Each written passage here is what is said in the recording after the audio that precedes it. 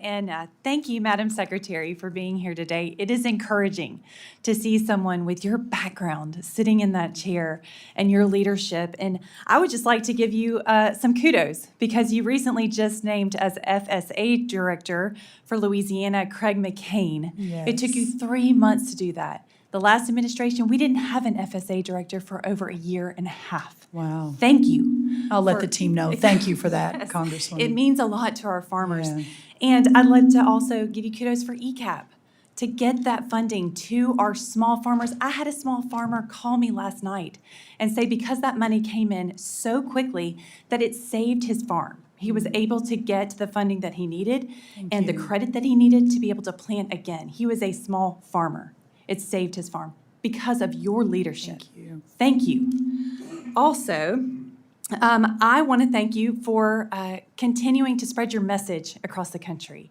And I know you haven't made it to Louisiana yet. We are so excited to have you there to deliver your keynote speech and your vision for what agriculture will look like through USDA and how we will partner together in Congress and work together to deliver for our farmers. So my first question is an absolute softball question to you, but if in the meantime, I can share with those concerned farmers who had to endure the great pause, as you call it, and have had a really rough last 4 years. Yeah. What can you share with them right now that I can go back and also tell them until you make it to Louisiana to deliver those keynote addresses? Well, thank you for that, and thank you for the shout out to the team. I get too much credit. I think they have been, a lot of them sitting behind me have just been extraordinary, so I so appreciate that. It has been a 7-day-a-week, 18, 20-hour-a-day effort for a couple of months. What I would say is this, that the American agriculture economy is suffering perhaps like never before, with a $50 billion trade deficit just over the last 4 years, likely to reach $63 billion based on numbers from last year very quickly. Number two, the cost of inputs increased 30% during the great pause under the last administration, 30%. So while our farmers and our ranchers are facing margins of profitability of almost zero, many of them like never before, while being hit with trade deficits, while being hit with the cost of inputs, while being hit with, frankly, an administration that didn't fight for them, not just the big farmers, but the small family farms too. And that's such a big priority of mine.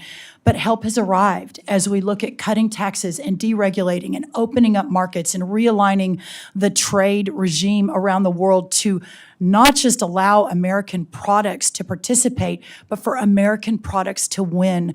I believe that American agriculture is moving into an era of prosperity unlike they've seen in our lifetimes. That is my fervent hope, prayer, and work every day toward. Thank you. You can feel it. I will share that with them for sure. Thank you. I have one last follow-up question. During the last administration, I repeatedly raised concerns both in hearings and in discussions with the USDA officials about how existing disaster programs like the 22 Emergency Relief Program and other RMA products have failed to adequately capture quality losses for my farmers. Despite Congress clearly stating that quality losses of crops should be covered, many producers in my district saw little to no relief under past assistance for programs. Under the first Trump administration, the USDA worked with our farmers to create the Quality Loss Adjustment Program, and it delivered meaningful assistance where ERP fell short.